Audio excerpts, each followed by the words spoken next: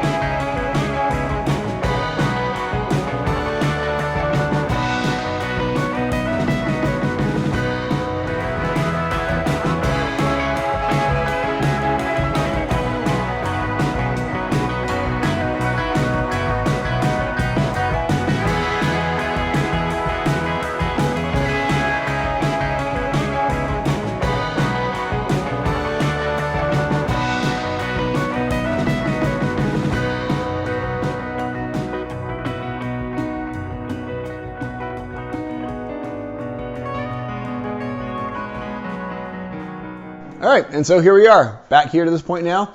We've got a beautiful cabinet, we've got all the graphics, we've got the legs, and we've got the light board back in. This was out, all the circuit boards, everything's back in, okay? Now let's talk about this for a second. One of the things you didn't see inside that time lapse was the number of pictures that we took. We took a lot of pictures, and not only did we take pictures, we also took a black permanent marker, and as we removed the old playfield from here, we came through and we used our magic marker to make marks on here that are unique to each spot. So when we had to get the connectors back up, like, oh, this is the 12 pin, this is the 12 pin, which one goes where? All we had to do was just line up those permanent marker marks, and then we knew where they were. I can show a picture or two here that kind of shows what we were doing. Super important step. Make sure you have a system of knowing which of the connectors from the giant tail, see that? From the giant tail coming out of the playfield, make sure you know which one's going to go where. You've got some sort of a system. All right, so from there, we've got everything in the cabinet, all ready to go. We got it all marked out, ready. If you just have your old playfield that you're going to put back into the cabinet now, and the old playfield's fine, you can slide it in, connect up your connectors, go through and Novus clean, your top of your playfield with Novus products, and be done. But if you have a repro playfield or a new playfield that you can do a swap to, I recommend you give it a shot. What's the worst that can happen? You get stuck halfway through and you're kind of forgetting where certain things go, and so by the time you're all said and done, some of the lights might be in the wrong spot, so one insert flashes when another one should. I feel like most of the things that can go wrong, other than like if you miswire a coil, but we'll talk about how to make sure you don't do that, or you get some switches messed up here and there, you do not have to desolder and remove everything from all the devices, okay? I'm just gonna tell you that right now. You do not have to do that. You can keep the light soldered, you can keep the switches soldered and connected. You don't have to pull all the wires out and then try to re-solder them all. You could, I suppose. I'm sure someone's done that. That's not what I'm doing. I don't think it's necessary whatsoever. So if we're not taking literally all the bare wires off of all the pieces, then you've got everything already wired correctly. It's more just about, are they in the right spots? And we can take the right time to go through and make sure we have things labeled so we know what goes where. Okay, it's part of the process. Here's my 4-step process that I've come up with. It's working good so far. Again, I'm not all the way done, but I'm past the point of being scared. Let me just walk you through high level, and then we'll kind of step through each one, all right? High level, you're going to start with the top of the old playfield, and you're going to disassemble that. Then you're going to flip it over, and you're going to disassemble the bottom of the old playfield, okay?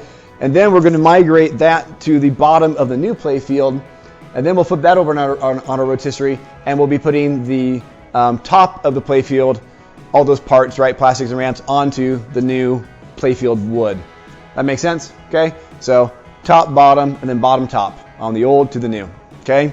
The first thing we're going to do is we're going to go through and we're going to have the playfield right side up, the old one, and we're going to take off everything off the top, the ramps, the plastics, etc. After you get everything taken apart, I like to go through and kind of lay things out like on blankets or on tables or somewhere. I like to lay them out to have them roughly in the location they were spatially. It's kind of easier for me. Oh yeah, this one kind of goes here, this one kind of goes there. Again, you're taking a gazillion photos all along the way. Take photos, take photos, take photos. The way I like to go through, if you saw and take apart the upper playfield, it's probably kind of fast in the time lapse, but we kind of start by down like the apron, the plastics around the inlaying guides and the slingshots, and then from there, outside plastics, we get to habit trails and ramps. We start taking those apart. Try to kind of work myself. I work front to back. And I also try to work from the top down, right? You want to work in layers. Pinball machines are often assembled in layers. You have an upper playfield, where you have the upper ramps that then screw down to another piece of plastic, which below it screws down in around by the ball guides and posts. Anyway, kind of do it a layer at a time, lay things out, take pictures per layer. So how does it look when you very first start? Okay, after you've taken off some plastics, you've now exposed screws and light bulbs, take pictures of that.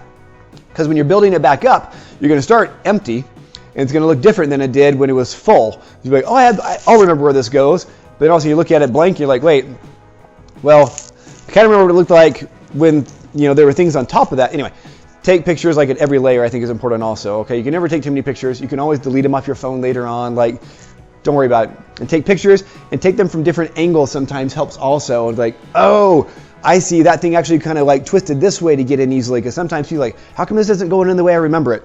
Okay. Lots of pictures. So that gets the upper playfield taken apart for you. Okay, that was step 1. Step 2, we're going to go through now and take the old playfield, flip it upside down on the rotisserie or paint cans, whatever you're going to do. And then we have to take all the stuff off the bottom of the old one. This is really the most critical, most crucial, most important step to not mess up, in my opinion. This is where the rubber hits the road. All your marbles are in one basket here in this thing. Okay, enough little analogies there, metaphors, whatever, similes, haikus. All right, so when I think about the wiring, which is what we're really dealing with, right? We got so many dang wires and things are connected to. You don't have to unsolder everything, okay? I don't think you have to unsolder everything. I think it's really good if you don't unsolder everything. If you want to completely rerun every wire, that's a whole nother thing. That's not a playfield swap. That's something totally different. You have to be very careful and delicate with these wires. They're going to be old. They're a little bit brittle. So you have to be very careful, okay? If you do break a connection here and there and you have to fix something, it's all right. Tape it, mark it, make lots of pictures of how it was. There's a one-off we can kind of splice in and we can fix it, okay? But be very careful to avoid that at all costs. Now, when I think about the wiring, I think of it, there's kind of like three primary systems or sets of wiring that we need to worry about, right? We have all the wiring for our high voltage, all of our coils. On the Getaway, I've got like 15 different coils. You'll see up there, I've got them all unsoldered and left on the playfield while the wiring is down here. So that's the very first thing that I think you should do. Go through, identify all the wiring that goes to your coils. I have all mine labeled C1, C2, all the way through. I started from the left up to C15. Okay, I take painter's tape and I tape those wires, the 2 or 3 wire pairs, you know, and for every coil, I take a picture, a couple of pictures to make sure it's in focus and really clear. I can see which wires went on which lugs, because that's how you're going to make sure you don't miswire a coil or something and blow a transistor, blow things on your board, which is way more expensive and more problematic to fix, okay? So take pictures. If you can learn how to solder, you can unsolder, and then we can resolder them. As long as we have pictures and we have labels, we know which group of wires, and then we know which picture, we know which wire went where. Was it the orange and purple striped one or the yellow with the blue striped one? Like, as long as you have a picture that will remind you and you got them taped, then when it comes time, you'll be able to put them back together, all right? So tape, label, picture each one of your coils, okay? And then I go through and I desoldered all of them, okay? Then I went through and I basically did the same thing with each of the primary areas for lighting. So we've got our coil wires, we've got our lighting wires. For lighting, on this one, on Getaway, we have light boards. Okay, these green light boards that allow you to have the light bulbs that kind of twist out and pop out. So there's a number of those. Those, with a couple pictures, you can probably generally know which ones go where. We went ahead, because no one's going to look underneath this thing other than us, so why not? So my son, I had him take the black permanent marker, and he went through and he labeled the boards. Let me show you this. He went through and he labeled L1, L2, L3, L4, okay? He labeled each of these boards, and then he also labeled the connector. This is the L1 that goes to the L1 board, L2 goes to the L2 board, L3, L4. That way, when we pull these out and we have to put them back in, we know which one goes where. Again, a picture of every board, label on the board and on the tape. I did that with my mech. I wrote on the paper C1, C2, so remember which mech was which coil was which. So label both sides, label the wires, and then where they go into. Make sure you have a matching label, okay? So you can always pair them back up. So we did that. We disconnected all the light boards, and then we were able to unscrew the light boards, and then we went ahead and screwed them on to the new playfield, okay? And then after we're going to get all the wires done, then we'll put the wires on. But so desoldering the coils, labeling everything, desoldering them, labeling all the light boards, and then disconnecting them. And we went ahead and removed those light boards, put the light boards onto the playfield. I feel that was one of the easiest first things to get done because they kind of get covered by the wires. So again, thinking layers, that's kind of a bottom layer. So we put the light boards in on place. And then what's left? Switches. That's really all that's left are all the switches. Now, there's lots of switches. But again, we take pictures, and if we label, like I labeled here, this is like the out lane switch, just to make sure I don't confuse it later on with the in lane switch and kind of swap their positions. The wire, again, is old, is brittle, has been in a position. It's kind of frozen in these positions. They've been there for so long, it doesn't really want to move somewhere else. So the majority of this, as you lift it up, it's going to want to kind of stay where it was. So my whole approach is we do all the labeling, we take all the pictures, we desolder the coils, we disconnect the light boards, we put those back on the new one. Then we've got to unscrew every little bayonet socket and everything for every little light. And wherever I saw a couple of lights, I'm like, this might get confusing which one went where. I just kind of grabbed some tape and wrapped it around the way they were. to help make sure they kind of stay in those pairings, that orientation. So if I'm lifting it up, they flip around, they don't get all crisscrossed. All right? So you can do that. You can put some tape around things, kind of help hold things in its position even more. And then we unscrewed every single switch. So all the switches for the lanes, the rollover switches. This one has a bunch of stand-up targets, right? Getaway, red, yellow, and green. I went through, I unscrewed each of those stand-up targets, okay? But they pretty much are staying in their groups. And for me, for Getaway, it's easy. Red, yellow, green, the whites. It's kind of easy to know which switch goes where. But if yours is a little more complicated and on which stand-up or which target, which switch is where, again, put some tape, make it long, put a little note. This is the one that's supposed to go right next to this big yellow insert. Or this goes right behind this light board. Or, if there's a series of 1, 2, and 3, put down, 1, 2, 3, and then tape them so you remember the order. Again, just come up with a system. So when you look at it, a day later, a week later, when you get around to doing this portion, you'll be like, oh yeah, okay, that jogs my memory. I remember this is first, this is second, this is third. Come up with a system. Okay, so at that point, you should have everything disconnected that has a wire still attached to it, right? We desoldered the coils and all the mechs, but we desoldered all the other main coils, right? We got the light boards done, and now we've just unscrewed all the light bayonets, all the switches, everything is unscrewed to where, with the help, as you'll see, of my lovely wife and my daughter, we're able to go through then and move that from one to the other. Let's show you that.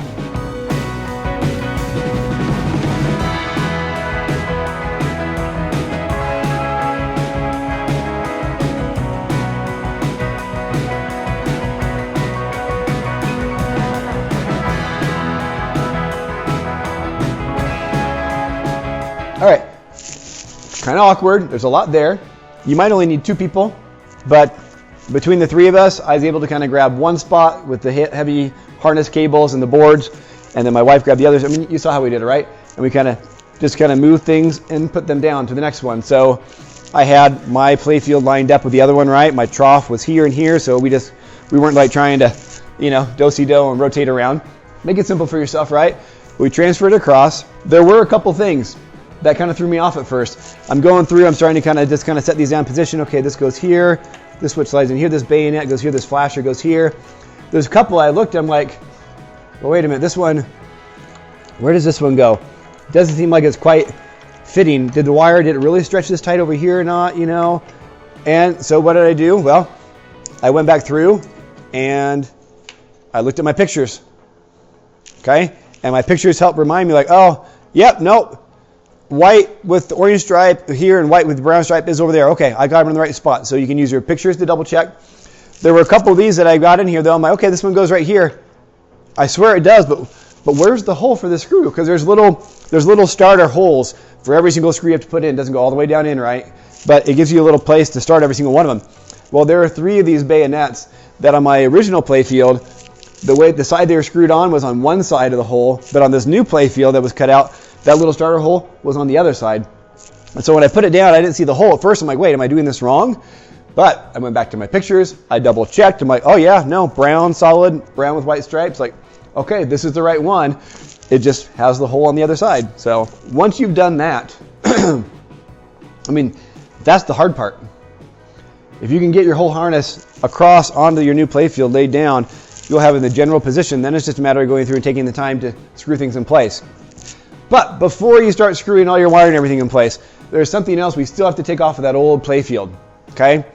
So let's bring you over to that. If you have watched any of my videos, chances are, so I think I've said this in 3 or 4 at least, you'll know that one of my pet peeves with pinball manufacturers, and they all vary to different degrees, some do better than others, different eras of their production did better than others, but I am sometimes just flabbergasted by the number of times I will see screws and posts that are just screwed into the wood with nothing else more to anchor them, just the threads of the screw.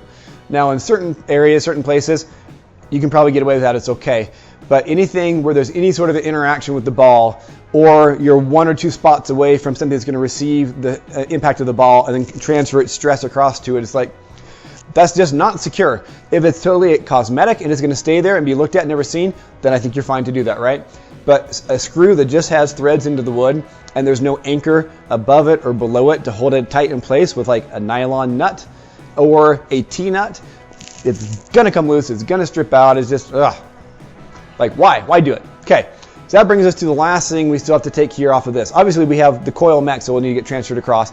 That's gonna be like one of the last things I move across. But we also have all these T-nuts. You see them, okay? And I still have several posts. I left from the top some of my posts, I should say that, from when we did the playfield removal. Okay, the side rails are still on, okay? I still have a number of posts, okay? Those are gonna be easy to put on once we flip the new one over. Before I start putting all the ramps and things back on, we'll put these in. But we're getting ahead of ourselves. So, before you start screwing down every single last little light bayonet and socket and everything right, we really need to go through and we need to get all these T-nuts, and either you need to have new ones or you need to pop these out, pound these out of this playfield. I'm going to be going through, I'm going to be pounding these out, okay, one at a time. So I'm going to take out a T-nut from here, I'm going to find where that goes on my new playfield, and I'm going to either pound or press it into place, okay? You can hammer these in place, okay? If you have ones that are going to be coming from the top of the playfield, because some of these are on the top of the playfield coming down, you're going to want to probably just press them with like a C-clamp or something, because hammering with your hammer, if you miss or even off angle a little bit and you chip that clear coat, don't want to do that, okay? So if you've got a nice, like I've got like a blanket you saw underneath my new playfield, I've got it on a piece of wood with a old like bath towel underneath it to kind of protect the front from getting scratched. We can hammer on securely and tap these things in, right? But when we flip it over and we're doing it on the top of the playfield, I'm not going to be putting my metal hammer anywhere near that clear coat finish. No, these reproduction playfields are expensive. This one cost me like almost $1,000. So I think all in all for this pinball machine, I picked it up for a little less than $3, and by the time I'm all done replacing coils and the plastics, I'm going to be another $1,600, $1,800 into it probably with everything. So, as you know, if you're watching this, pinball is not cheap. All right, so we got to take care of things. All right, that's the next thing. Go through, remove all these T-nuts, and put them into the new playfield. Okay. Once we've done that, so we did step 1 was removing everything from the top of the playfield, laying it out. Step 2 was removing everything from the bottom of the playfield, which now we've talked about, right? Disconnect your coils, disconnect your lighting, unscrew all your switches. Okay, and then get all your T-nuts out, put all your T-nuts in, and then take your wiring harness and put it on to the new playfield. I lined it up first before I did the T-nuts because I can kind of move things around one T-nut at a time is what I'm thinking, right? And then we're going to go through and start screwing all these wires and everything, all the sockets into place. That's step number 3.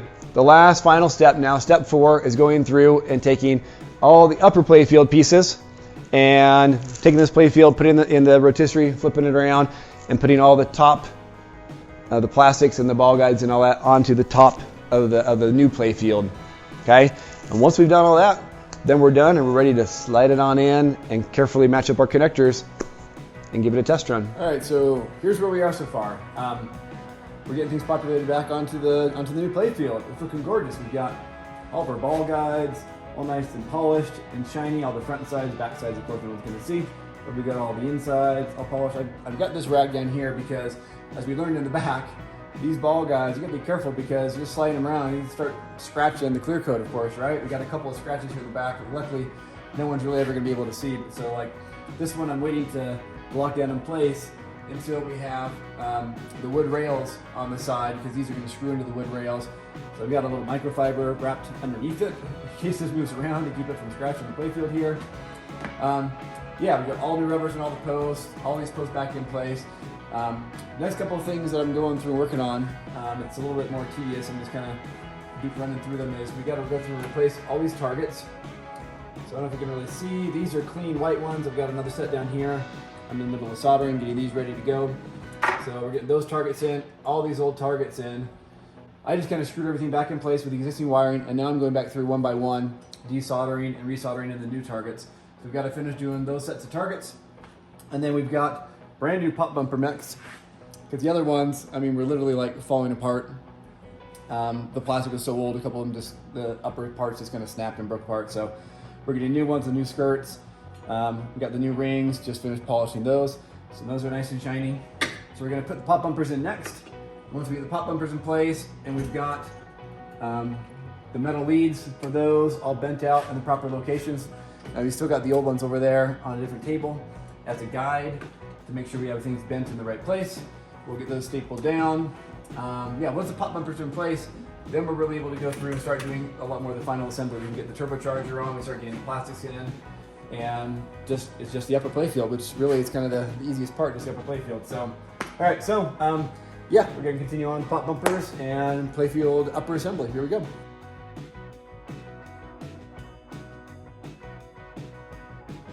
All right, so we are down to like the final little steps. The moment of truth here is just about upon us. We finished doing all the soldering. We got to put the apron on, and we got to go through and reconnect all the cables in the back. Looking against our pictures and the magic marker or the permanent marker lines we made to make sure we get everything connected correctly.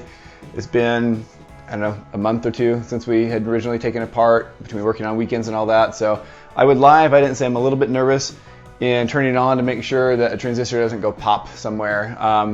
Hopefully no smell of burning plastic. I'm confident that won't happen, but it's like you think you always take enough pictures, right? I took so many pictures of this. I've taken like 3 pictures from 3 different angles, whatever, right? And you go through and you're putting some things back together, and all of a sudden you're like, wait a minute. So in my picture, this coil was named C12, but over here I'm seeing like C14. Which one is it? Then you realize, oh yeah, I took all these pictures, but then when you're going through, you realize you missed a coil, so you kind of recounted and redid them, and you changed some of your tape, and maybe you didn't update your photos. And so like I took hundreds of photos, but apparently I should have taken a couple hundred more, because I'm looking up and like looking back in the manual, I'm almost positive we've got everything. I don't know, I'm 90% confident we've got everything wired up correctly, and so I don't expect anything to blow, but just, I don't know, you never know. Again, very first full playfield swap, 100% from ground, you know, switching across. Anyway, we'll see. We're gonna cross our fingers. A couple of things I want to show you real fast before we do that. We'll cut to that time lapse here in a second, and my son and I plug in all the last little cables. I'm waiting for him to wake up. But we did a couple of mods, and I want to kind of take you in and zoom in a little bit on a couple of the mods so you can see them. Neither of these are mods that I created myself. I guess I'm having fun with my 3D printer, but I just didn't have the time, and I haven't bothered creating something quite to this degree of detail yet. I don't have filament swapping setups on my printer. It's like all one color filaments. That's kind of limiting right now. Anyway, let me show you a couple of the mods I did. These are the ones that I really enjoyed the most, and one in particular I want to show. We did get a little bit of custom work done on it. So yeah, let's take a look. All right, so the 2 main mods you're going to see right off here. First off is the traffic light. This was the old traffic light. Have here on site, and it's fine. I mean, it's a piece of plastic with the lights, but I went ahead and got this one that's black around the outside, has a little more defined light shades on top right. So I swapped out for that one. It's a little bit bigger, a little bit bulkier. Kind of wish it was a little bit thinner form factor also for this, but I think it looks really good, so we swapped to that. And then more importantly is the donut heaven donut shop that so many people have gone through and done. I went through and we grabbed this one, and I love it. I'll throw the name up. I forget right now the name of the guy. I think it's him and his wife that go through and make these, or just him. I'm sure his wife's involved. Wives always are, right? But anyway, he's got several different options of these. This is, I think, very similar to the one that like Carrie Hardy put in, and many others, I'm sure, of you. This is a great mod. It's got LEDs set up to where all these windows are going to light up from the GI. We've got a flasher attached to this donut over here that's going to flash and get your attention when it does things. And just that's where the balls will get locked behind there, right? Technically, you know, it's underneath there. But I think it's gorgeous. You can angle it just slightly so you can see it. The sign is angled up top so you can kind of read it and see it while you're playing. I love it. I think it's amazing. I wish that I could have the time to go through and design something similar, but this guy already had it, and it's going to look great. Okay, the last mod, which I've seen several pictures, right, is back here. It's the mountain mod. Right, there's normally just a piece of plastic right here, right, with a little picture of a mountain, right? And this is a little guard to help make sure as the ball's whipping out of these magnets doesn't fly off anywhere, right, and bang the glass or anything. So we've got a new piece of plastic that came with the mod that came down here, and then a 3D printed mountain that's going to come up here. And I went through and looked at a lot of different mountains. All right, so I'm going to go through and start throwing up on the screen some of the different mountain mods that I found when I was Googling around, like on Pinside and just through Google search. And I think I came across like 3 different options, and one of them I chose, maybe 4. I forget. We'll see how many I can find again and throw up here. But, and I don't mean to knock any of the mod makers out there. The fact that people are going through and creating mods and they're sharing with the community of whatever quality, I mean, it's all subjective, right? So the one that I end up liking the most might be the one that you think is the ugliest piece of trash you've ever seen in your life and you don't like, right? I'm pretty stoked about it. And There's other options out there. For me, just looking at them all, I had a hard time finding one that it felt realistic enough, or that felt like it fit the theme enough. Like, it doesn't have to be realistic. This donut shop isn't necessarily like ultra, realistic in its approach, right? But I mean, it is ish. Anyway, there are different styles, different ways to go about it. For me, I just did not really like the way the other ones were looking. They weren't speaking to me. I didn't like them. I just really didn't like them. I found one guy who I did like. Okay, this one, and I really like the shape of the mountain. I wasn't necessarily loving the paint job. Like, it's good, better than I can do. I can't paint anything to save my life other than, like, primer on the cabinet, as you saw. That's about all I've learned how to do. But I like the shape of the model, and it seemed expensive. It's like $100. That's what he charged me, even just for the model unpainted. But I mean, I know this takes a long time to print on a printer, and anyway, I didn't have the time to go through and do it, so I went ahead and just bought it.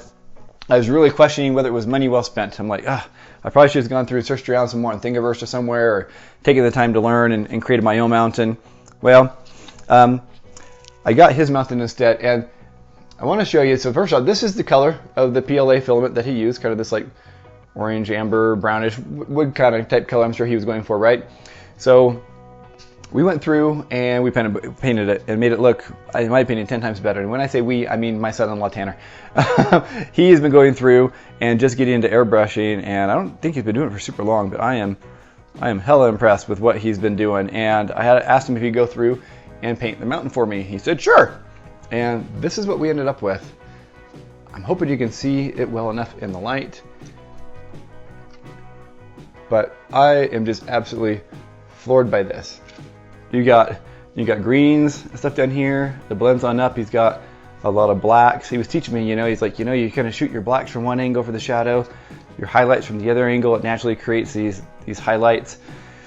You dry brush some stuff. Just, I don't know, different techniques and things I don't even know about through. He said, he threw in a little bit of some purple, a little bit of blue, and hoping it reacts good with light. But I am just absolutely just stoked. I think it looks freaking amazing. So let's put it inside the machine and see how it looks. All right, so it's not actually like screwed in yet, but from just standing over it, this is where I stand and play the pinball machine. That's what you're gonna see. Okay, now it's got lights inside, so at the right time, I don't know if it's just part of the GI that it taps into. We'll see what's gonna tap into with the alligator clips, whether it's gonna be constantly lit underneath the tunnel, or if it flashes a certain time, like when that mode is ready. We'll figure out how we're doing that. But I mean, so it still needs to get screwed in, but look at that. So those are the mods we did, and yeah, now we're gonna cut through to the moment of truth. We're gonna plug in all these wires and turn the thing on and make sure it doesn't blow up.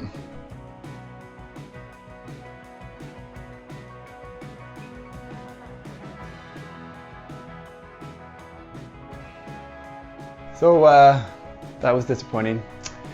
Turned it on, heard a loud hum that I didn't really like hearing, and then the display, as you saw, just garbled. None of the GI came on, nothing else. So